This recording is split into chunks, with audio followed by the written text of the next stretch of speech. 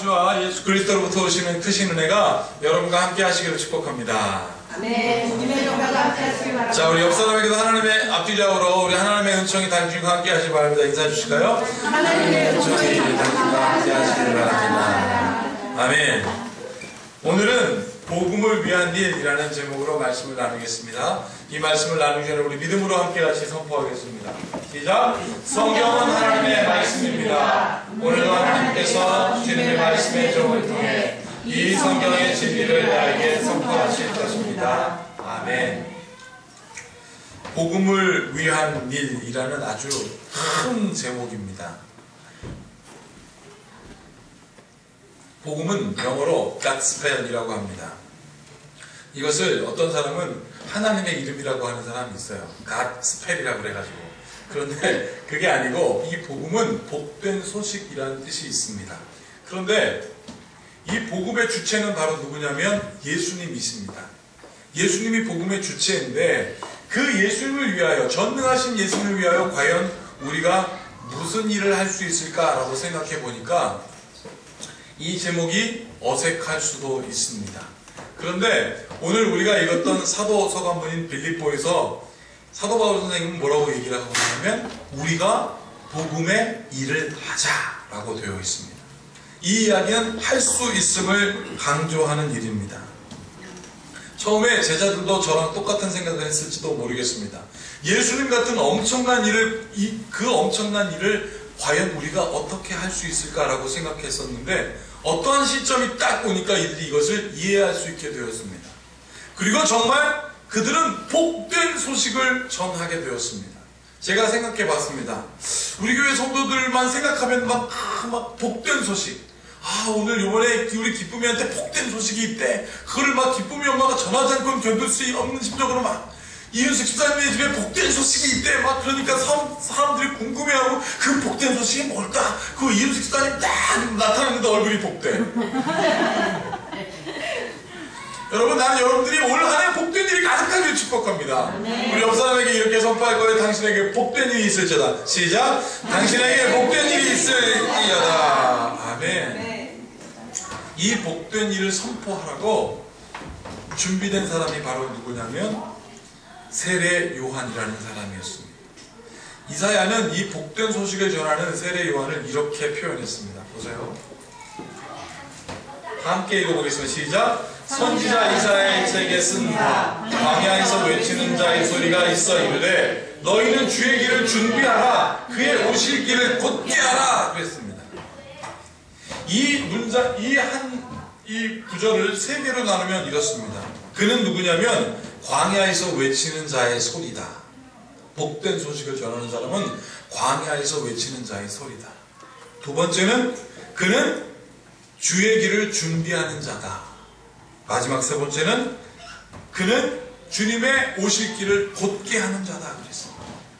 여러분, 그런데 이 광야에서 외치는 자는 어떤 사람이냐면 보세요. 준비하는 사람입니다. 여러분, 이 준비는 그냥 출근길 준비하는 구두 닦고 아침에 밥 먹고 가는 그런 준비가 아닙니다. 이 준비는요, 엄청난 에너지를 응집시키는 거예요. 얼마나 큰 에너지를 응집하는 거냐면 보세요. 너희는 주의 길을 준비하라. 보세요. 주의 길을 준비하는데 그냥 대충 준비하는 게 아니라 밥 차리려고 그거 준비하는, 물론 밥 차리는 것도 소중합니다. 그러나 그 에너지하고 비교할 수 없는 엄청난 에너지로 준비하라. 여러분, 우리가 흔히 쓰고 있는 배터리를 이렇게 충전할 때 우리가 이렇게 만지면 아무런 열이 안 나는 것 같잖아요. 그런데 이게 충전될 때 전기가 들어가면 배터리가 그 열을 이 전기를 확 받아들일 때 안에서는 엄청난 저항이 있답니다. 그 저항이 셀수록 어떻게 합니까? 충전이 잘 된다는 거예요. 하물며 배터리도 그러는데 여러분 이거 보세요. 주의 길을 준비하는데 어떻게 준비하느냐면 그의 오실 길을 곧게 하라 그랬어요. 곧게 하는 게 그냥 곧게 하는 게 아니라 이 정도로 곧게 하는 겁니다.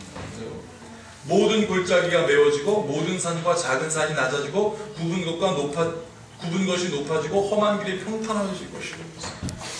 여러분, 어떤 에너지냐면 그 골짜기가 메워지게 되는 에너지, 엄청난 산이 무너지는 에너지로 어떻게 해요? 준비하라는 것입니다.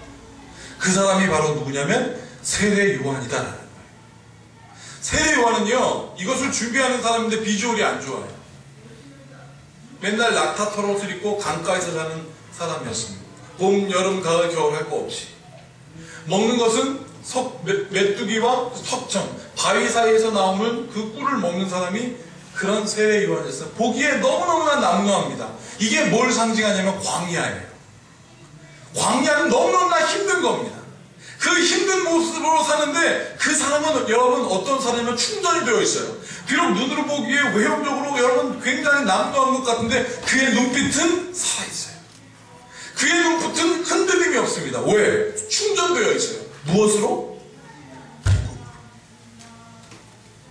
예수 그리스도의 복음으로 충전되어 있기 때문에 흔들림이 없는 거예요. 그 유대인의 집권자들이 나타날 때도 사도 바울은 주눅들지 않습니다. 충전되어 있습니다. 사도 바울이 그 고초와 어려움을 당해서도 결코 흔들리지 않습니다. 여러분, 헤롯의 딸이 그를 죽인다고 결정했을 때 여러분 어처구니 없는 죽음을 당하게 됩니다. 어떻게 해요? 생일상 선물로 자기 머리가 잘라져서 쟁반 위에 올라지는 운명이 그에게 있을지라도 그는 흔들리지가 않습니다. 왜? 충전되어 있기 때문에. 제가 이 말씀을 준비하면서 우리 성도들 생각해봤습니다. 주님, 우리 성도들이 좀 충전되었으면 좋겠습니다. 우리의 삶에 문제가 있다 하더라도 충전이 되어 있어도 어떤 일이 닿을지라도 이 사람들이 흔들리지 않게 하여 주십시오라는 기도가 자연스럽게 나와요. 왜? 세례 요한도 그렇게 살았잖아요. 왜? 복음 때문에 그랬어요. 복음이 있으니까. 그 복음은 뭔지 아세요? 천국이었습니다. 그 천국은 뭔지 아십니까? 영생하는 거예요. 그러니까 남루해 보여도, 그러니까 그 사람이 여러분 우리가 보기에도 불쌍해 보여도 사람들은 그에게 가서 어떻게 해요? 세례를 받는 거예요. 왜? 에너지가 충만하니까. 우리 교회가 여러분들의 삶을 통하여 여러분 사람들이 걱정하는 삶이 아니라 우리의 삶이 어떨지라고 여러분들로 하여금 하나님이 생각나게 하는 여러분들의 걸 축복합니다. 이게 충전된 사람인 거예요. 보세요. 모든 골짜기가 메워지고 모든 산과 작은 산, 여러분 이거를 상징적으로 한번 해석해 보겠습니다. 우리의 삶에 막 어려움이 생겼어요. 막 천길 낭떠러지 같은 문제가 확 발생한 거예요. 이걸 어떡하지? 그런데 어느 날 낭떠러지가 문제가 확 메워지는 거예요. 도무지 넘어갈 수 없는 엄청난 태산 같은 문제가 앞에 쫙 있었는데 그게 어느 날 확 없어지면서 평탄대로 쫙 된 거예요. 이게 웬일인가? 그래서 물어봤습니다. 누구에게 물어봤을까요? 세례 요한 같은 사람에게 물었죠. 에너지가 있는 사람한테 물었죠. 이게 도대체 어떻게 된 일입니까? 내 문제가 다 해결됐는데 이게 어떻게 된 일입니까? 그분이 뭐라고 그럴까요? 주님이 오신다. 예수 그리스도의 복된 소식이 우리에게 오니까 저게 다 없어지는 거야. 그런데 또 한 사람은 나를 보호하려고요, 천길 낭떠러지 같은 그런 낭떠러지를 만들어 놓고 나를 보호를 놨던 거예요. 일본에 갔더니 오사카 성에 가보니까 오사카 성을 중심으로 해서 엄청난 깊이의 호수를 파놨습니다. 못 들어오게 하려고. 나를 보호하려고 세상에 엄청난 골짜기를 만들고, 그래 난 잘 살아야지 그랬는데 그게 어느 순간 쭉 메워지는 거예요. 이게 어떻게 된 일이야?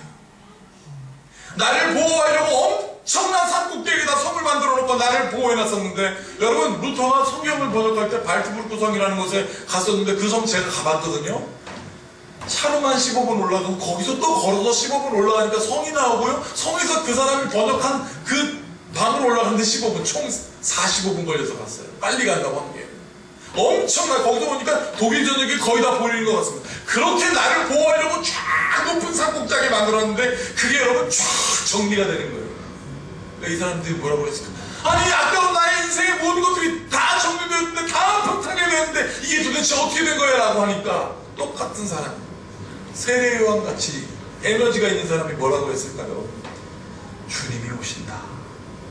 그러니까 그 사람들이 뭐라고 할까요? 왜 예수가 나를 귀찮게 할까? 내가 예수 좀 믿으려고 하는 그게 그렇게 귀찮아가지고 그게 싫은데 왜 그분이 나를 귀찮게 할까? 그런데 여러분 뭐라고 되어 있습니까? 6절에 보니까 모든 육체가 하나님의 구원하심을 보리라 함과 같으니라. 주님의 그 오심을 기다리는 자들이나 그것을 귀찮게 여기는 자들에게 뭐요? 다 구원이다. 이게 무슨 소리인 줄 아십니까? 어려움에 처해 있었던 사람들은 예수님으로 인하여 구원의 기쁨을 얻고, 예수님을 싫어했던 사람에게 뭘 줍니까? 회개의 기회를 주는 거예요. 그래서 이 말씀은 모든 사람들에게 하나님의 복음은 공평하다. 여러분, 이 복음에 예외함이 없는데, 이 공평함이 어떤 이에게는 기쁨으로, 어떤 이에게는 후회와 절망으로, 두려움으로 오는 이유가 뭘까? 여러분, 그럼에도 불구하고 우리 역설적인 은혜를 주는 게 뭘까? 오늘 그래서 사도 바울이 이렇게 고백한 겁니다. 보세요. 내가 너희를 생각할 때마다 나의 하나님께 감사하며 간구할 때마다 너희 무리를 위하여 기쁨으로 항상 간구함은 너희가 첫날부터 이제까지 복음을 위하여 한 일에 참여하고 있기 때문이다. 지금 사도 바울 선생님의 얼굴도 지금 충전되어 있습니다. 누굴 생각할 때마다, 너희들을 생각할 때마다 감사하고 간구할 때마다 기쁘대요. 제가 또 이 말씀 주면서 생각했어요. 우리 교회 성도들 생각할 때마다 기쁘고, 우리 성도들 위하여 간구할 때마다 내가 감사하는 것, 하나님 그 일상을 나에게 허락하여 주십시오. 그러면 없던 인감도 막 솟아나는 것 같아요. 사랑하는 여러분들이요, 그러면 이 사도 바울 선생님은 그분이 생각할 때가 언제고 그가 간구할 때가 언제였을까? 우리가 한번 생각해봐요. 그가 생각할 때 장소가 바로 빌립보라는 곳입니다. 사도 바울 선생님이 복음의 2차 전도 여행을 하려고 딱 출발하려고 하는데 환상이 딱 보여요. 너 그쪽으로 가지 말고 마케도냐로 가라.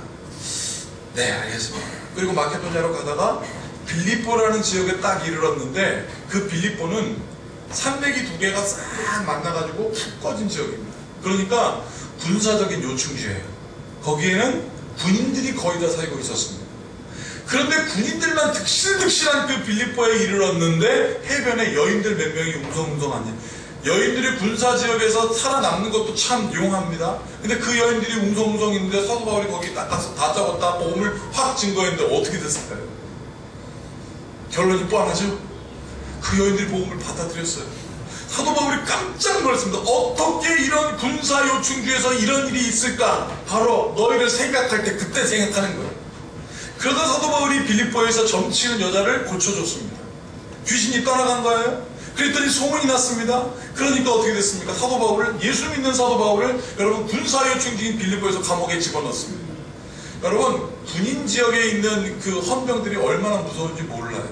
지금도. 저도 군대에 있을 때 이런 인사과에 있었기 때문에 헌병대에 자주 갔었는데 진짜 무섭습니다. 사도 바울이 거기서 맞았다고 그랬습니다. 태연, 원장 맞은 거. 고초를 당했다고 그랬습니다. 채찍을 당했습니다. 그런데 바로 지금이 그때, 너희들 생각할 때가 언제냐면 그 감옥에 있을 때, 너희들을 어디서 간구할 때, 감옥에서 간구할 때 어떻게 기쁘대. 실제로 그랬습니다. 맞아서 너무 아프고 채찍을 당해서 살점이 떨어질 것 같은데 좋아. 마음이 기뻐요. 왜 그랬냐면 복음 때문에 그랬습니다. 말할 수 없는, 세상에 이해할 수 없는 기쁨이 쑥 들어오는 거예요. 영생이 오는 거예요. 천국이 오는 거예요. 바로 예수님이 사도 바울 마음 가운데 내재하고 있어요. 그래서 사도 바울이 고백했습니다. 내 안에 사는 이가 예수님이니 나의 유익함이 그 어떤 것과 비교할 수 있을까? 여러분, 신구약 성경에서 나온, 신구약 성경을 쭉 공축하면 요한복음 3장 16절이라고 그랬는데 보세요. 이렇게 되어 있습니다. 다 함께 읽어보겠습니다. 시작. 하나님이 세상을 이처럼 사랑하사 독생자를 주셨으니 이를 저를 믿는 자마다 멸망하지 않고 영생을 얻게 하려 하시니라. 이 말씀을 읽고 어느 순간 질문이 생기기 시작했습니다. 예수님의 제자들도, 그리고 우리도. 왜? 천국은 영생하는 건데 예수님의 제자가 지금 저기 그리스 어디 로마에 가니까 베드로가 아직 살아있어요? 돌아가셨습니다. 예수님의 제자들 영생하는 사람 하나도 없는데 여기는 뭐라고 되어 있습니까? 멸망하지 않고 영생을 얻게 하려 하심이라. 이것을 믿고 제자들이 복음 전도하다 순교했는데 기쁨으로 순교해요. 근데 영생하지 않으니까 이해가 안 되는 거였습니다. 그런데 이해가 되기 시작했습니다. 그 말이, 천국은 여기 있거나 저기 있는 것이 아니라 네 마음속에서 영생한다. 그게 제자들 마음 가운데 들어가니까 죽음이 두렵지가 않아졌습니다. 그리고 그 말씀을 증거하자 사람들이 변화되기 시작했습니다. 천국은 여러분 한마디로 영생이에요. 여러분 그래서 역사가 그것을 증거해주고 있지 않습니까? 진시황제가 불로초를 얼마나 찾으려고 했습니까? 알렉산더 대왕이 영원토록 살려고 얼마나 그 불로장생을 꿈꿨습니까? 어떤 사람들은 얘기합니다. 히틀러도요 영원히 살고 싶어 했답니다. 왜? 권세를 놓칠까봐. 그 권세로 영원히 살고 싶으니까. 여러분 지금도 북한의 어떤 사람들은 김일성 그분이 아바이 수령님이 살아계신 줄 알아요. 왜 그런 줄 아십니까? 김일성 왕국에 가면 지금도 이렇게 누워계시다 쓱 어느 날 나와요. 유리관에 갇혀서 주무시는 것처럼. 김일성도 영원히 사는 게 천국인 줄 알았습니다. 여러분 그런데 그 영생하는 게 제자들 마음 가운데 있으니까 두렵지가 않아요. 여러분 생각해 봤습니다. 천국은 영원한 삶인데 영원히 어떤 한 사람이 나를 짜증내게 해. 다른 문제도 아니라 영원히 영생하는 저 사람이 나를 짜증나게 해. 영원히 저 사람 때문에 짜증나면 그게 천국입니까? 어떡하지? 납득이 안 되는 거예요. 천국이 영원하지가 않는 거예요. 그런데요, 그게 경험이 됐습니다. 언제? 제자들이 경험이 됐습니다. 이렇게. 이것 때문에 그리스도가 돌아가셨구나.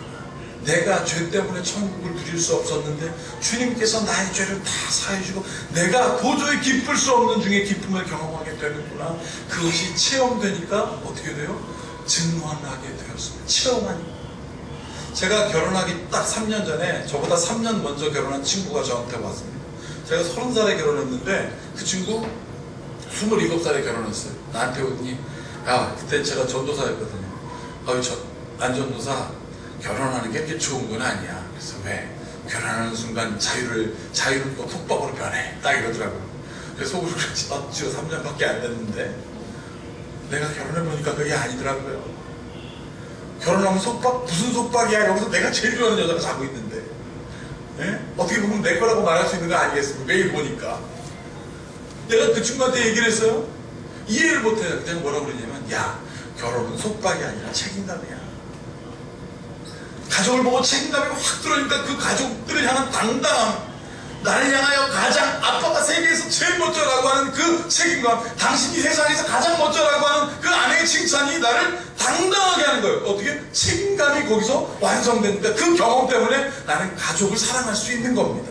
여러분 정말 좋은 아들로 키우고 싶다면 어떻게 하면 되는 줄 아십니까? 좋은 아버지가 되면 돼요.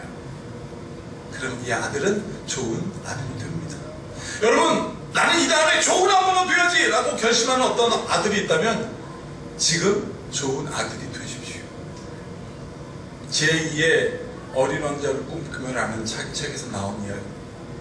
좋은 아빠가 되고 싶으면 좋은 아들이 되고 좋은 아들을 키우고 싶으면 좋은 아버지가 되라. 이 경험을 해야 그렇게 삶을 살 수 있다는 거예요. 복음의 복된 소식. 이것을 누렸던 것입니다. 여러분 세례 요한은 처절한 삶을 살았지만 그것을 누렸어요. 그것을 경험하고 나니까 그 눈빛에서 놀라운 은혜가 선포되기 시작했어요. 이것을 뭐라고 하냐면 역설적인 기쁨이라고 합니다. 지금으로부터 한 거의 50년 전입니다. 정확하게 얘기하면 한 5년 전?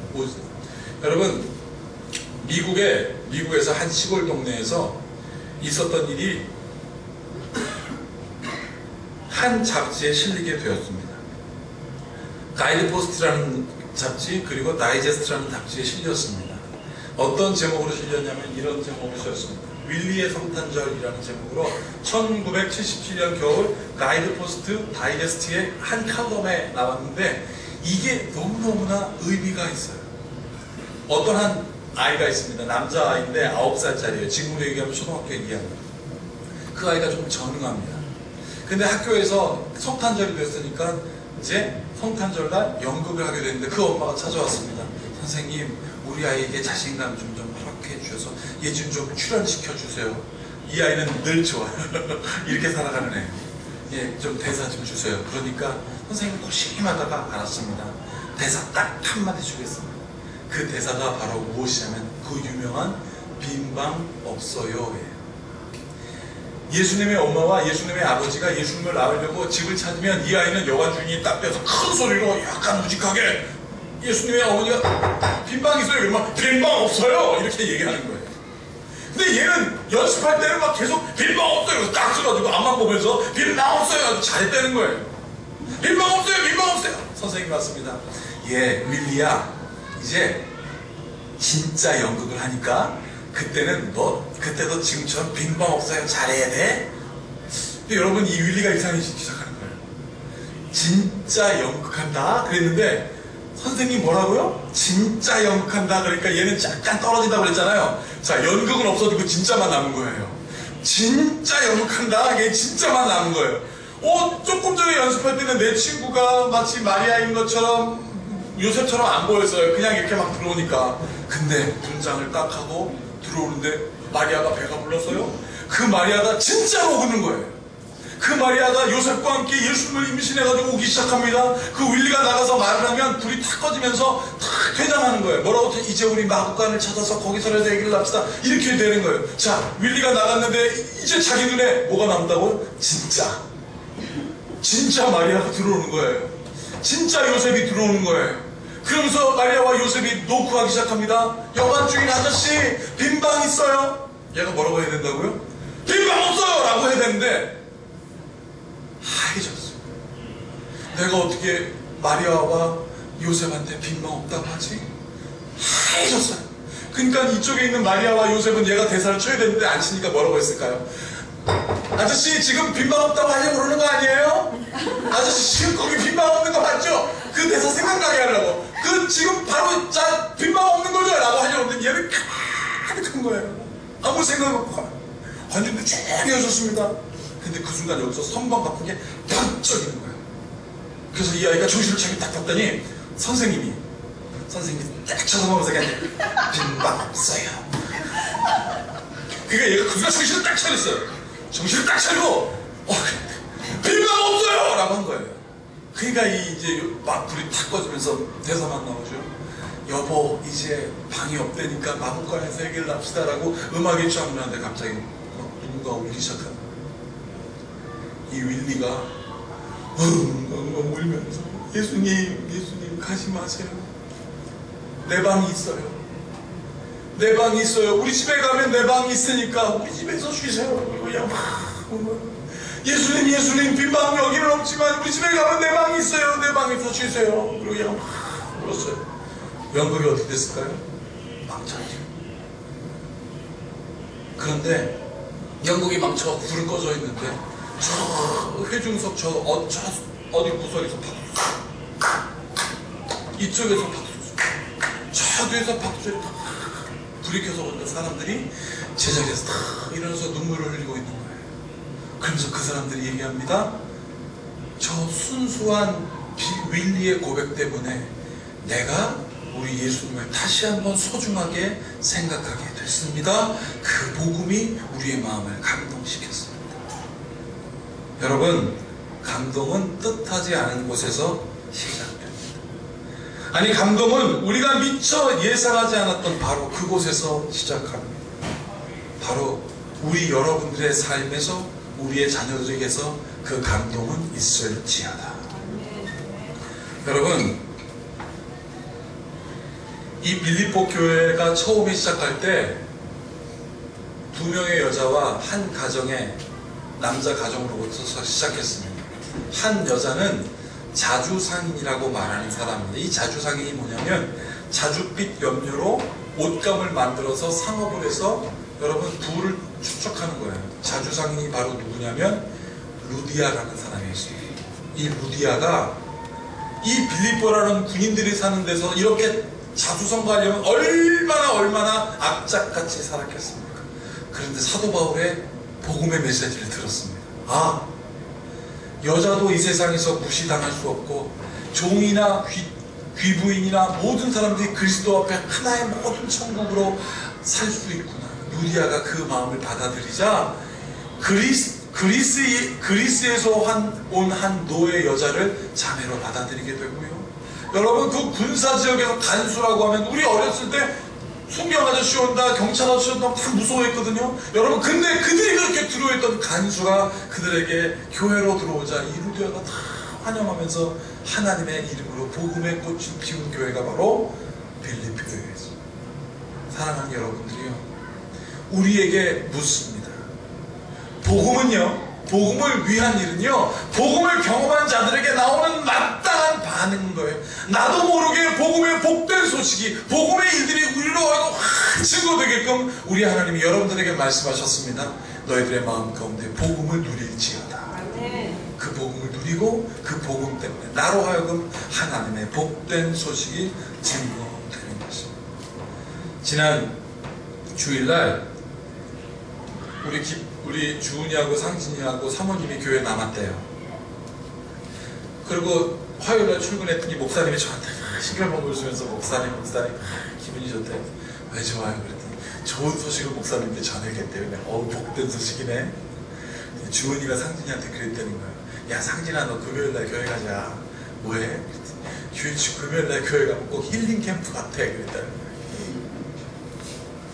내가 직접 듣진 않았지만, 여러분, 저 아이가 상진이에게 힐링 캠프 갔다고 교회 가자고 그랬다는 거예요. 여러분, 얼마나 복된 소식입니까?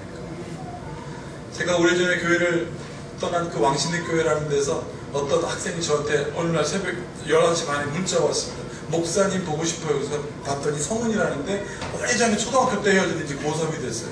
얘가 대학교를 떨어진 거예요. 목사님 집에 들어가기도 민망하고 어디 가기도, 어디서 많이 듣던 멘트를 얘가 하는 거예요. 그래서 내가 그랬지. 야, 민망해하지 말아라.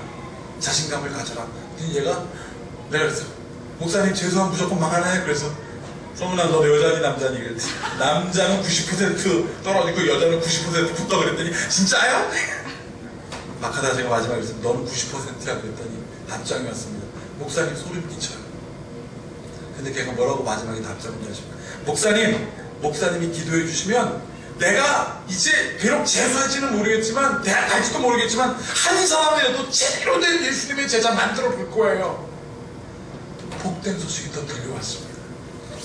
그래서 제가 답장을 했습니다. 성은아, 너는 100%야. 너는 100% 성공할 수 있어. 왜? 예수님의 복음 안에 살아가니까. 사랑하는 여러분들이요, 복음의 역사는 엄청난 천지개벽의 역사만이 아닙니다. 우리의 삶에 하지만 그 자그마한 것이 큰 변화를 이루어내는 것이에요. 이것이 바로 복음을 위한 일입니다. 그것을 잊지 않고 주님의 전을 기억하고 주님을 사랑하고 그 은혜로 사는 여러분들이 되기를 축복합니다. 이 모든 지각에 뛰어나신 주님의 평강이 여러분들의 마음과 생각을 지킬지어다. 기도하겠습니다.